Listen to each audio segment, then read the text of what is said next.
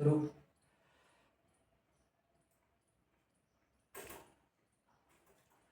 नमस्कार, KBM classes में आपका स्वागत है। मैं आपके सामने हाजिर हूँ हिंदी क्लास को लेकर के। साथियों, आपको मालूम होगा कि अपनी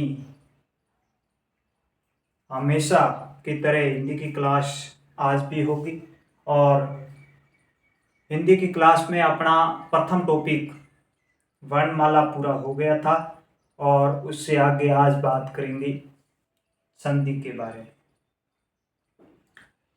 वर्णमाला के बारे में अपन ने विस्तृत अध्ययन किया, आराम से 8 क्लासों में वर्णमाला टॉपिक को पूरा किया। उसी प्रकार संधि को भी अपन आराम से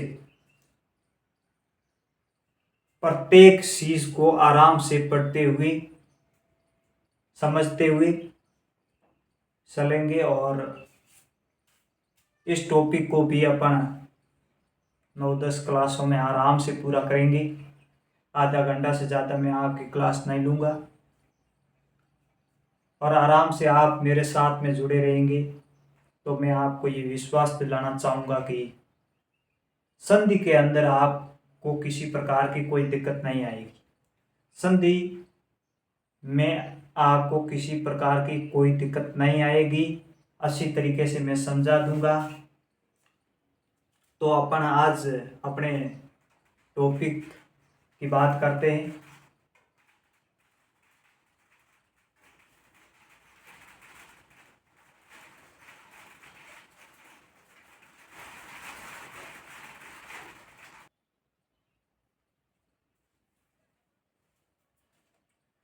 देखिए, अपन शब्द रचना की इकाइयों के बारे में बात करते हैं तो अपनी 4 इकाइयां शब्द रचना की इकाइयां होती है।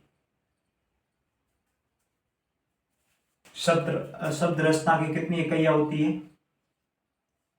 शब्द रचना की इकाइयां, शब्द रचना की इकाई है वो 4 होती है। 4 कौन कौन सी? संधि, संधि, समास, संधि समास, प्रत्यय और उपसर्ग। संधि, समास, प्रत्यय और उपसर्ग, ये अपने 4 इकाई होती है। किसकी? शब्द रचना की 4 इकाई होती है, जिसको अपन क्रम से सर्वप्रथम संधि लेंगे, संधि के बाद समास लेंगे, समास के बाद प्रत्यय लेंगे, प्रत्यय के बाद उपसर्ग लेंगे और एक एक को करके आराम से पढ़ेंगे। देखिए, वर्णों के मेल से संधि का निर्माण होता है। यदि शब्दों का आपस में जुड़ना होता है तो वहां का किसका निर्माण होगा? समास का। ठीक है, तो आज अपन शब्द रचना की इकाइयों में प्रथम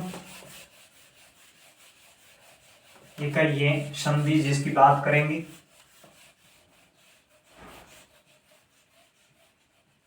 अब देखो, संधि क्या है? संधि, संधि, संधि किससे मिलकर बना है? सम प्लस धी, सम प्लस धी से मिलकर क्या बना है? संधि। सम, सम का क्या अर्थ होता है? सम का अर्थ होता है समान, समान रूप से, समान, धी यानी धारण करना या ग्रहण करना, या ग्रहण करना, यानी समान रूप से ग्रहण करना या धारण करना क्या कहलाती है? संधि। यानी सम, संधि, सम प्लस धी, समान रूप से धारण करना या ग्रहण करना। तो आप बताइए संधि का अर्थ बताइए। एक शब्द में संधि का आप अर्थ बताइए, परिभाषा आपको नहीं बतानी है।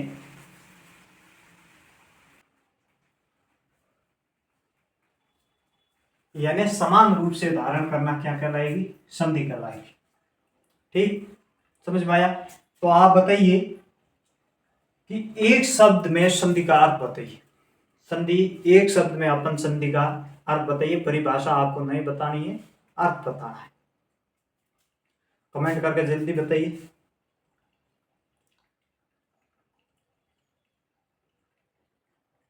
बताओ,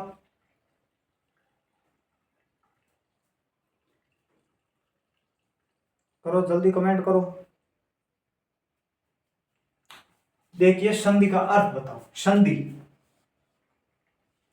संधि का अपन एक शब्द में अर्थ बताना चाहेंगे तो क्या बताएंगे? तो संधि का एक शब्द में अर्थ होता है मेल।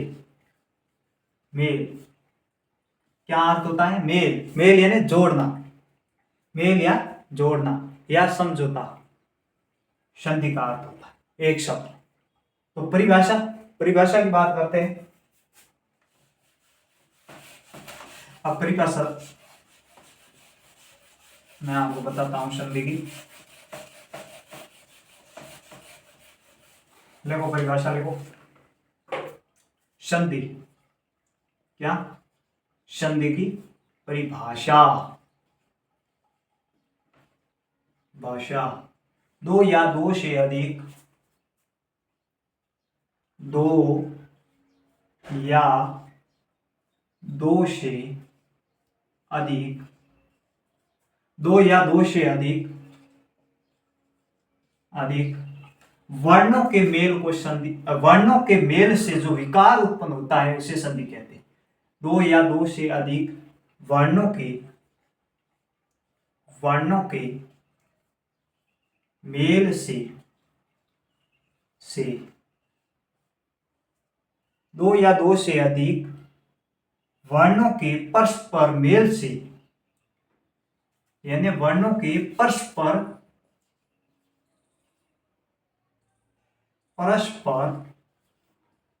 मेल से जो विकार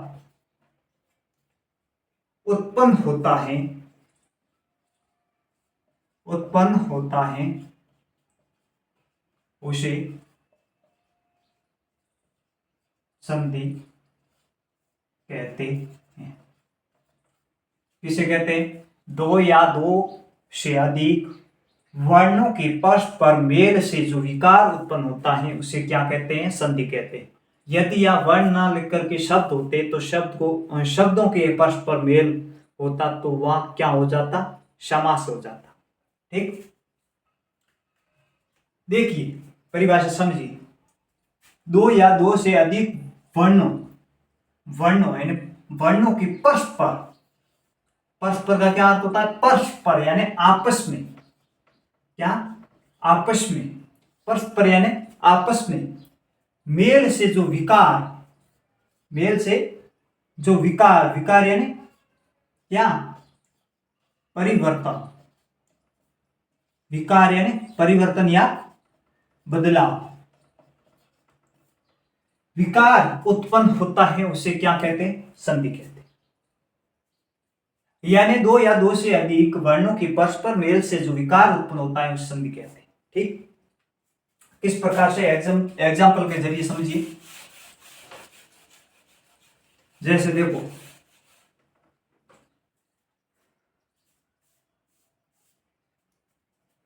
वी धन अंगना, क्या है एग्जाम्पल? एग्जाम्पल है वीर धन अंगना। वीर धन अंगना, तो यहां क्या है? अ, और यहां क्या है? अ। ठीक,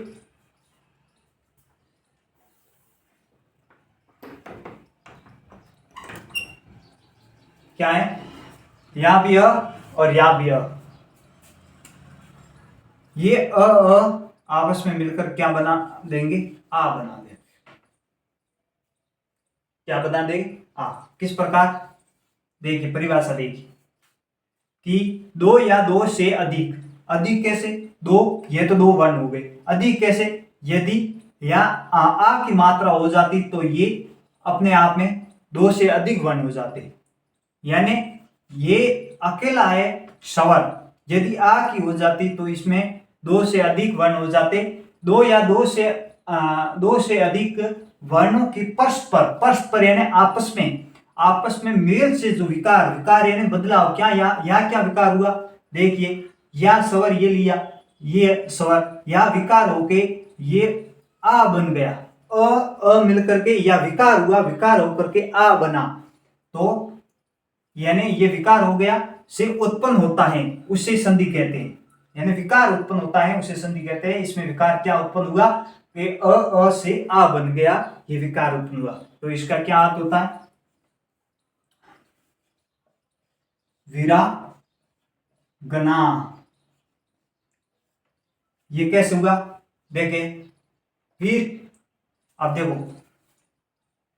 वीर वी और ये अ निकाल दिया इसमें से, तो ये र कैसा हो गया, व्यंजन हो गया, हलंत हो गया, प्लस ये अ मिलके क्या हो गया, आ हो गया, आ स्वर हो गया, ठीक, आ स्वर हो गया, आ स्वर हो गया, और ये बिंदी ये अनुस्वार है, ये अनुस्वार तो हमेशा ऊपर ही रहेगा, अनुस्वार ऊपर लगा दिया, पहले था वैसे ही लिखना है, और आगे जो है वो उतार दो, जो आगे है वो उतार दो, ठीक। अब देखो इसको वापस जोड़ो, यदि कोई व्यंजन है यानी हलंत है और उसके आगे कोई स्वर है तो वो स्वर उसके अंदर ऐड हो जाता है, इसके अंदर जुड़ जाएगा, तो ये वीर और ये स्वर इसके अंदर जुड़ा तो वीरा, और ऊपर अनुस्वार है तो अनुस्वार लग गया, और गना वीरांगना। अब एक और संधि, प्रत्येक शब्द की कोई संधि विच्छेद नहीं होता, संधि विच्छेद के कई नियम है, और नियमों के अनुसार संधि विच्छेद होता है कि दोनों शब्दों के अर्थ निकलना चाहिए। इसका क्या अर्थ निकलता है,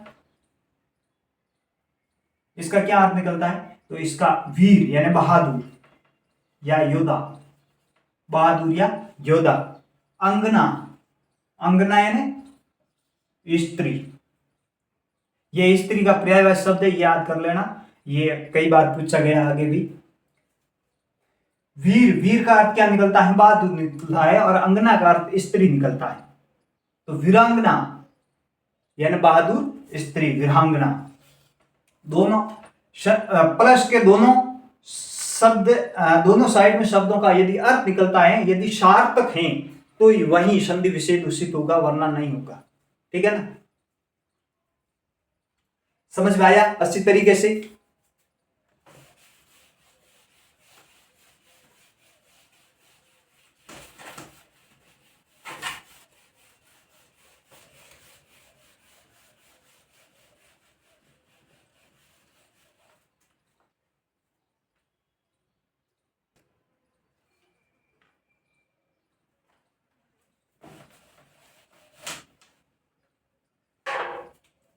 देखिए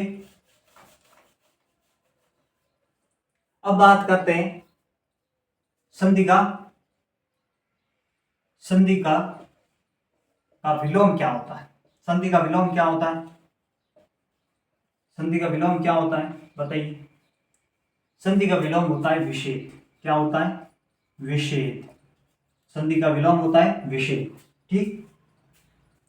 अब संधि के भेद के बारे में बात करते हैं, मैं विस्तृत आपको क्रमवार बहुत अच्छी तरीके से पढ़ाऊंगा, आप पढ़ते रहिए आराम से। देखिए संधि के भेद, संधि के भेद,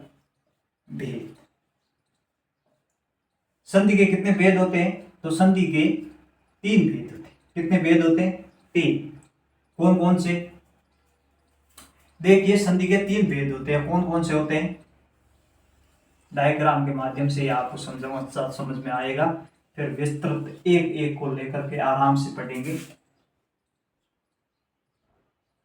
ठीक है ना। नंबर 1 स्वर संधि, नंबर 1 स्वर संधि, नंबर 2 व्यंजन संधि, व्यंजन संधि,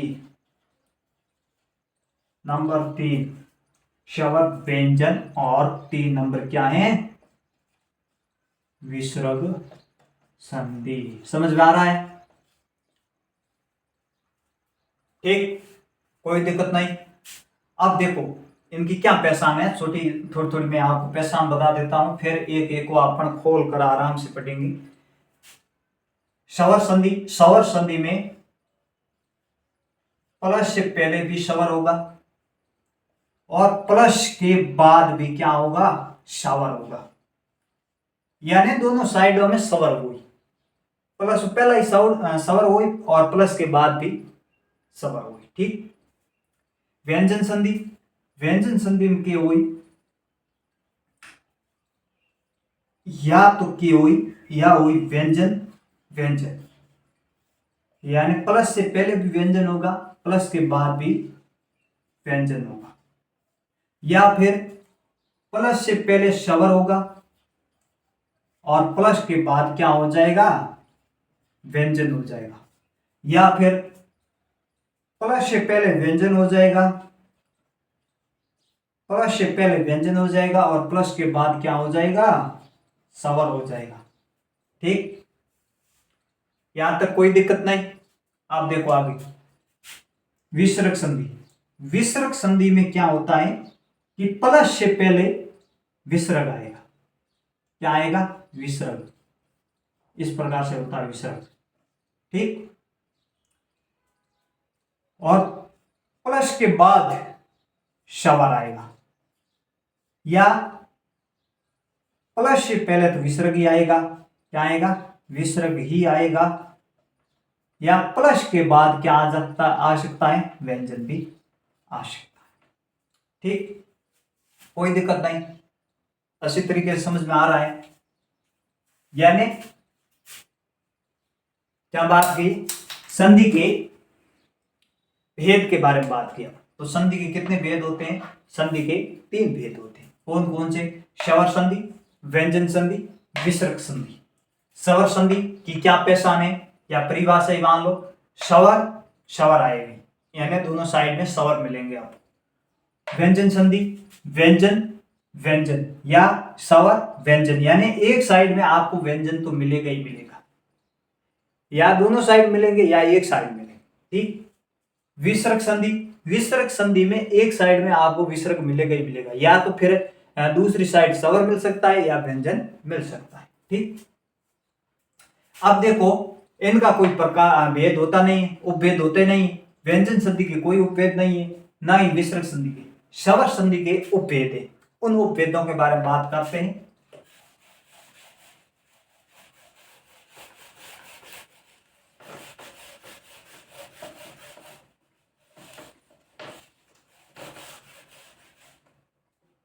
स्वर संधि कौन कौन से उपभेद है, देखिए। 1 नंबर दीर्घ स्वर संधि, दीर्घ स्वर संधि। 2 नंबर गुण स्वर संधि,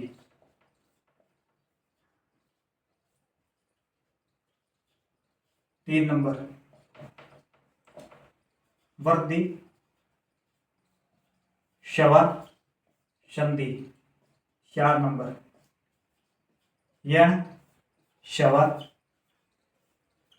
संधि, 5 नंबर अयादी अयादी स्वर संधि, अयादी स्वर संधि। यानी स्वर संधि के 5 भेद उपभेद होते हैं। कितने भेद होते हैं, 5 उपभेद होते हैं। दीर्घ स्वर संधि, गुण स्वर संधि, वर्धी स्वर संधि, यण स्वर संधि और अयादी स्वर संधि। ठीक। तो आज के लिए इतना ही, कल अपन इससे आगे आराम से बात करेंगे। कल स्वर संधि लेंगे और स्वर संधि में प्रथम भेद लेकर के उसको विस्तृत पढ़ेंगे और प्रत्येक भेद की पहचान भी पढ़ेंगे, और इस प्रकार से अपन आगे बढ़ेंगे, धीरे धीरे आराम से पढ़ाई करेंगे। धन्यवाद, आज के लिए इतना ही।